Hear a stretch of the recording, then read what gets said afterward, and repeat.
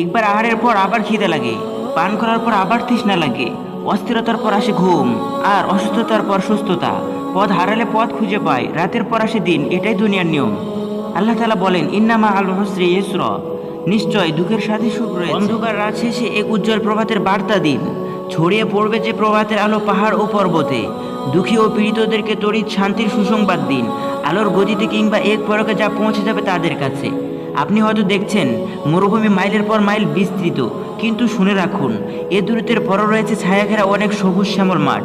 আপনি দেখছেন রশি শুধু কষছে আর কষছে, শুনে রাখুন, হঠাৎ তা ছেড়ে যাবে। কান্নার পর হাসি, ভয়ের পর সান্ত্বনা, আর উদ্বেগের পর আসে প্রশান্তি।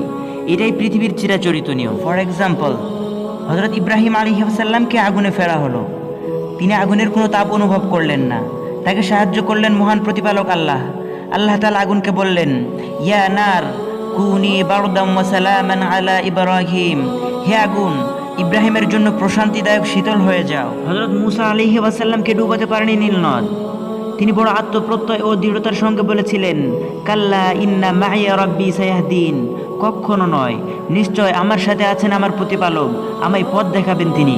রাসূলুল্লাহ সাল্লাল্লাহু আলাইহি ওয়াসাল্লাম হযরত আবু বকর রাদিয়াল্লাহু তাআলা আনহুকে গাঢ়ে সুরে বলেছিলেন, লা তাহজান ইন্নাল্লাহা মা'ানা, আল্লাহ তাআলা আমাদের সাথে আছেন। এরপর তাদের উপর অবতীর্ণ হয়েছে অনাবিল প্রশান্তি। বস্তুত দুর্দিনের শিকার লোকেরা তো শুধু দুর্দশা ও দুর্ভাগ্যই দেখে। তারা কেবল ঘরের দেওয়াল ও দরজায় দেখতে পায়। তাদের উচিত সামনে থাকা বাধার প্রাচীরগুলো ডিঙ্গে বাইরে তাকানো।